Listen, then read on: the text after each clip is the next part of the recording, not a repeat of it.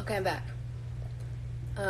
But yes, after she left because she felt like her life didn't feel safe anymore, and went to a hotel to get some sanity for the night, production literally told her she couldn't come back, no matter what. And I think Liz had a lot of potential. I loved Liz. I was actually really close to her in the house, and I think a lot of it had a lot of negative effects on her, to the point where it makes her honestly not want to communicate with any of us. Some of us, but the majority of us. I'm one of them. She doesn't want to talk to me. I don't know why. I wasn't around very long enough to make a bad impression at all. Somebody said, how much were you paid? You don't get paid. Girls quit their jobs to go do this for free.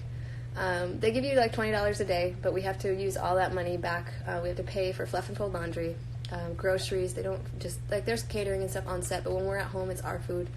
Someone goes shopping for you and usually messes up your order. So usually you don't have the food that you wanted. A little crazy, right? I was vegan going into the competition, and I actually had to stop being vegan because they promised that they would have vegan options for catering, and they never did. So I actually was like fairly like sick and was dealing with digestive issues for maybe like a week and a half, 2 weeks, while I like slowly got myself back into being a pescatarian. But I was vegan for my autoimmune disease. It was the only thing that I found helped grow my hair back. And no, they're not strict with diet at all. They literally let you eat whatever you want.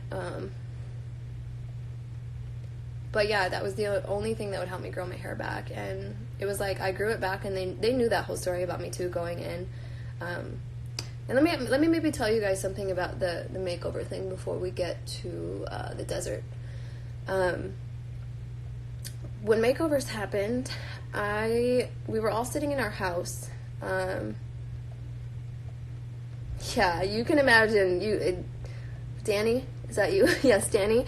Yeah, you can imagine how pissed I was. I was actually really, really upset because I know how hard it is to get your body to start digesting meats again. And my skin was really clear on the show. Ever since it hasn't been. Yeah, but going back to makeovers. So they told all of us about our makeovers one by one. We were sitting in our living room. Yeah, they just give you a stipend to spend on like your own personal things, but they don't give you don't get paid to do the reality TV show.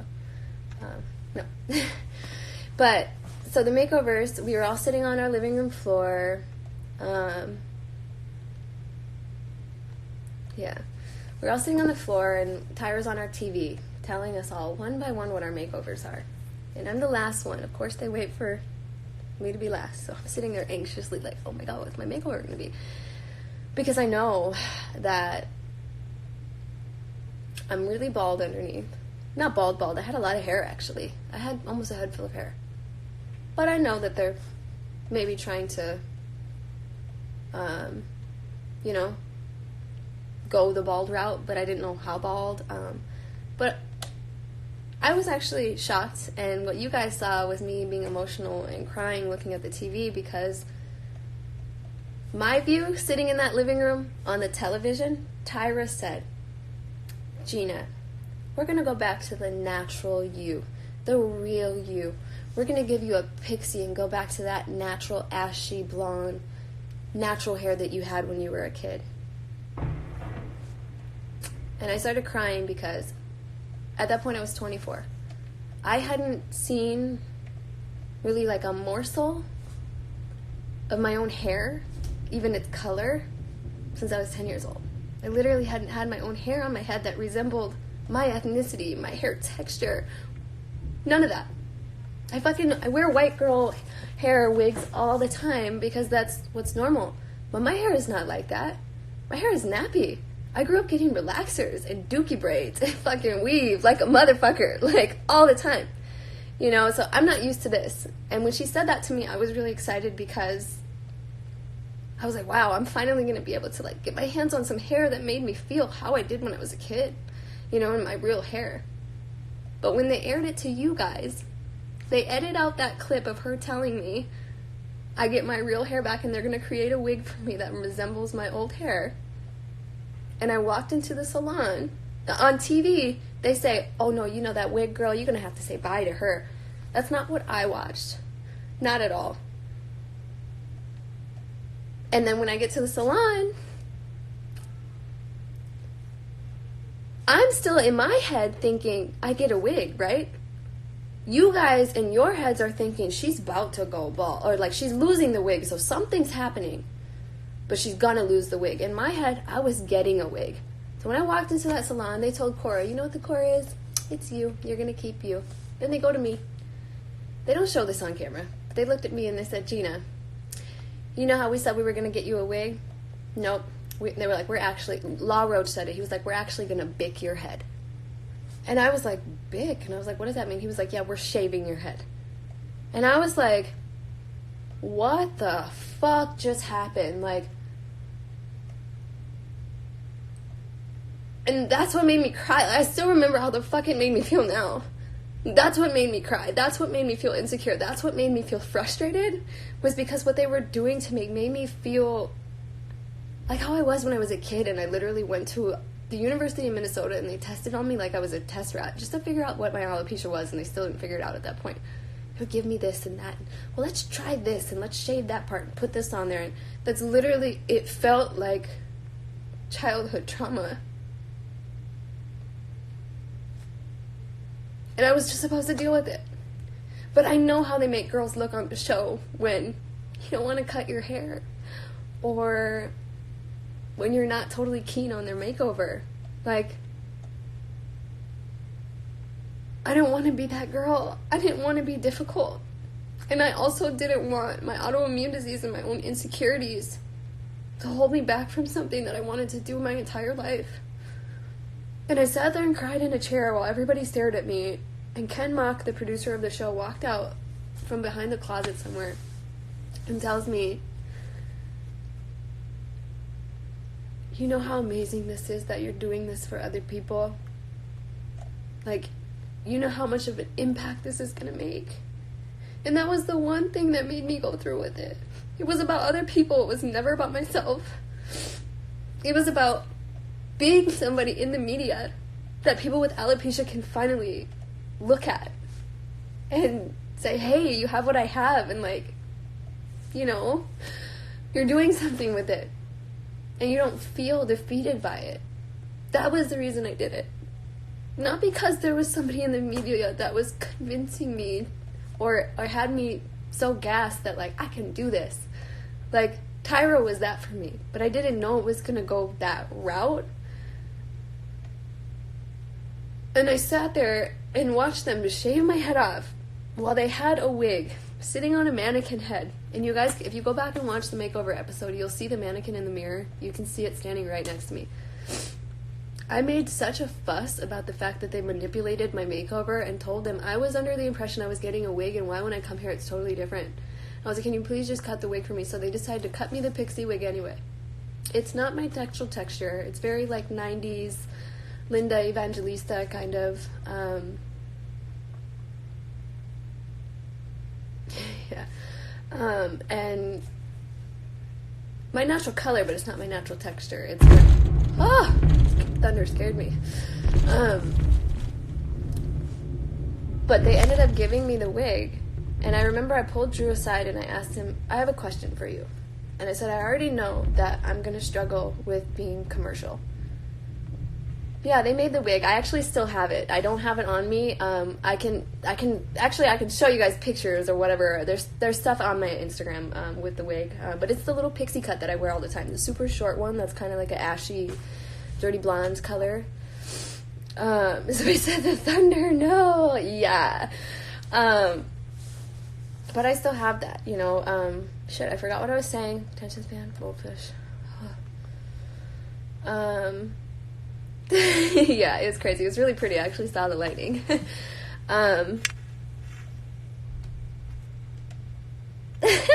You guys are hilarious. But yeah, they did make the wig, and oh yeah, this is what I was saying. I pulled Drew aside and asked him, you know, I already know that, yeah, I talked to Drew. But I said, I already know, you know, that I'm already going to struggle a little bit being commercial just because of my look alone. And what my face looks like. But now that I'm skinhead bald, how do we make that commercial? He literally looked at me and goes, you know, I don't really know the answer to that question. We're going to learn that together. It literally made me feel so awkward. And I told him, well, are there ever going to be moments where the bald head doesn't work for, let's say, a hair campaign or something like that, and we need to use the wig? And he said, yeah, we'll do it if we need to. You know, and he said, but I want to ask you, you know, are you comfortable being like this, or do you want the wig? And I said, you know, no, I'm comfortable doing this, but I do feel like we'll need the wig for some things. Like, and a lot of, my alopecia stans might get a little mad for this. As much as I would love to say that having zero hair whatsoever, you could do most any job, ideally you could, except for the ones that need hair or aren't using the concept of bald or anything like that. And so to me, my logic was that even still after accepting my alopecia, you cannot be completely skinhead bald for every single job. That is not going to work. But he asked me if I wanted to do both, and I just told him I feel like, you know, we'll need the wig for some stuff, but I'm comfortable being bald. Like, I can walk around bald. That's fine. Exactly. Some jobs require hair, for sure. Definitely. I totally agree.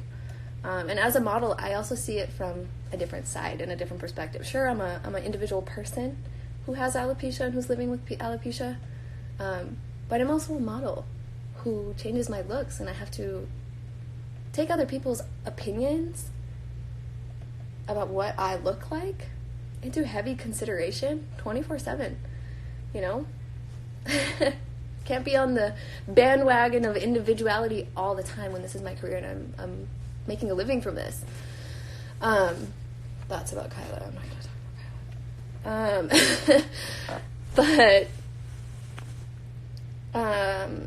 The next day was our acting challenge. And we walked into, they let me wear my wig around the house all day, right? Because I didn't know that I wasn't allowed to put it on. They let me take it home. So I'm walking around putting it on. I'm like, oh, this is cute. Like, shit, I got used to the bald overnight. Now I need to get used to this new pixie wig because I've never had one before. Valentina is really nice. She really is a sweetheart. Valentina is nothing like her reality TV show made her out to be. So, but yeah, so I'm wearing my wig, and I'm like, ooh, yeah, like, this is really cute. I've never seen myself with a pixie, and like, all right, but like, I'll make it work, right? So, you know, I wet it and shake it out a little bit, and we go do this acting challenge. I walk out of the house with my wig on, they don't say nothing. Get on the bus the whole ride, wearing my wig, they don't say nothing.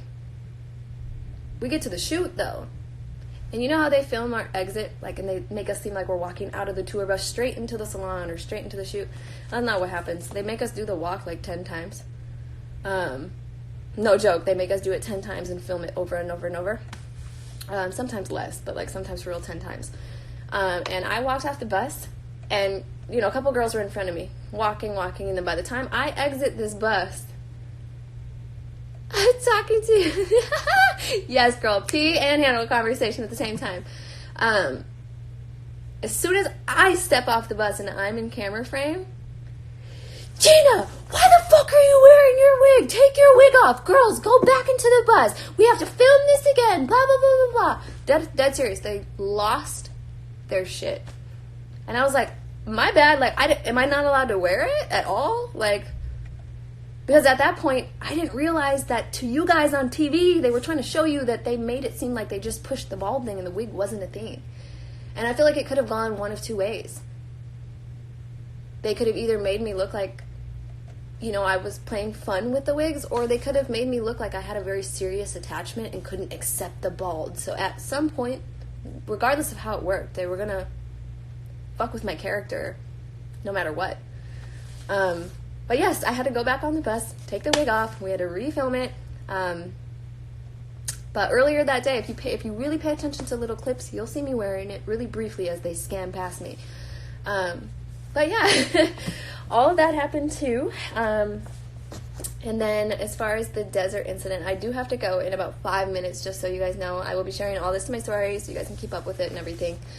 But the desert incident, we get to the shoot. It's beautiful. Everything is fucking gorgeous. Like the idea, the concept. But originally we were supposed to have the parachutes in the air and not on the ground.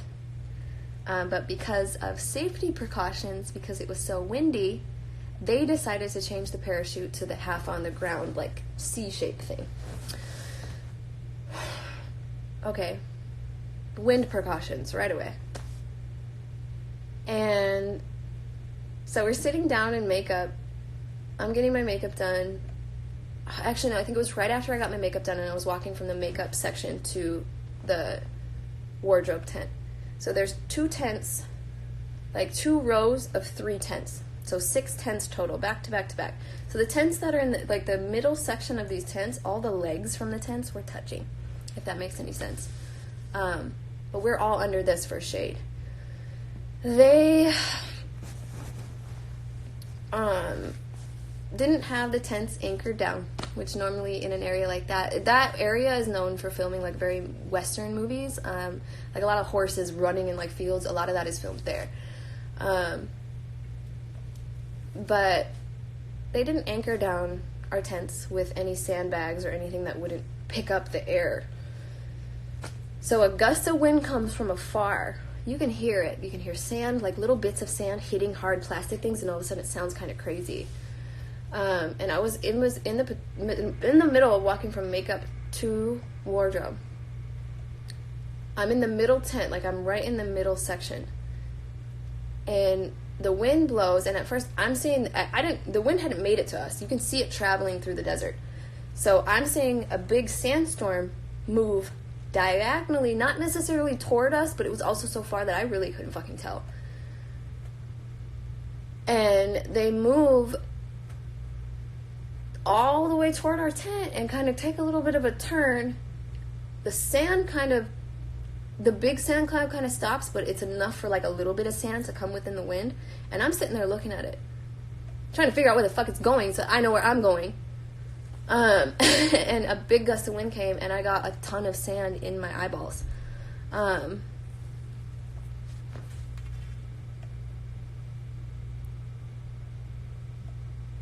Oh yeah, Jane girl, yeah. I can tell you nothing I experienced on America's Next Top Model was like the real world modeling. Nothing. The art directors, they don't act like that. They get fired. None of it. Makeovers don't happen like that. Your agent doesn't like get 15 of you and say, you get this, you get this, you get this. Are you scared of any retaliation from ANTM? No. If I come up missing or something, you guys know why. But no, I'm not.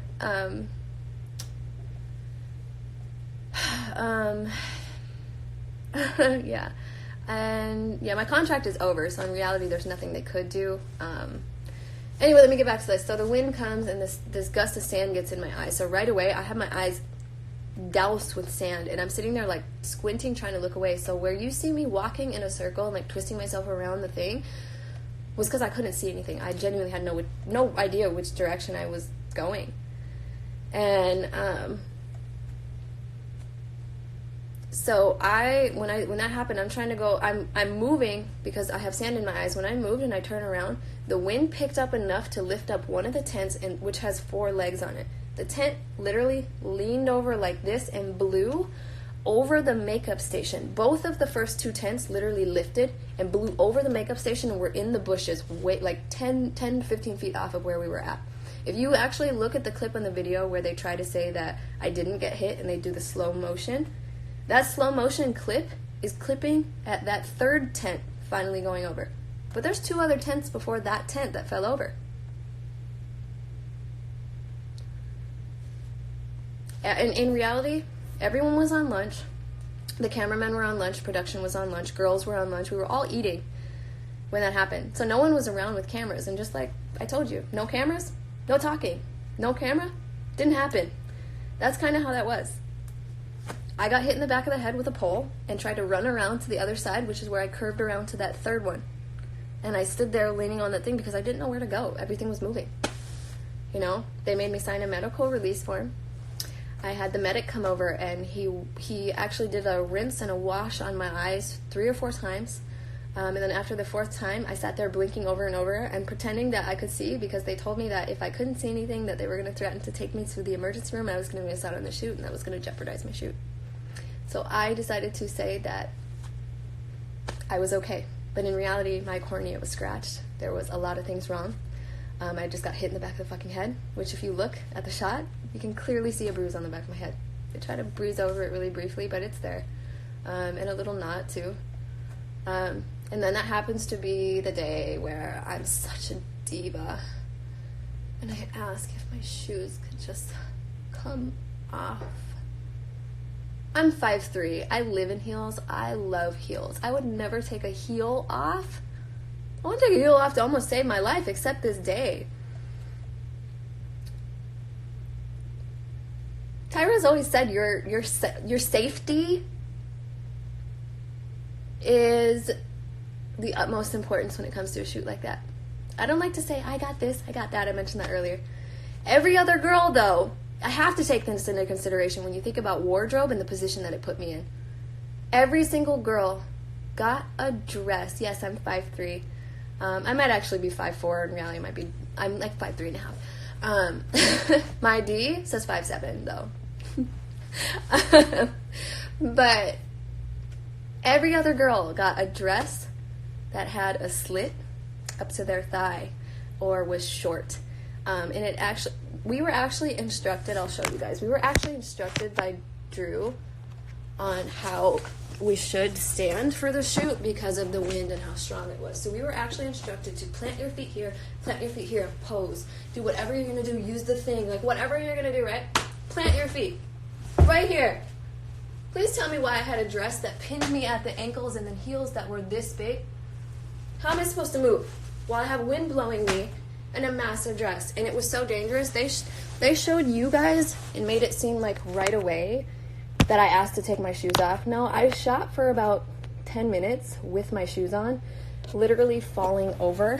And I was on rocky, dry, dusty land with rocks on it.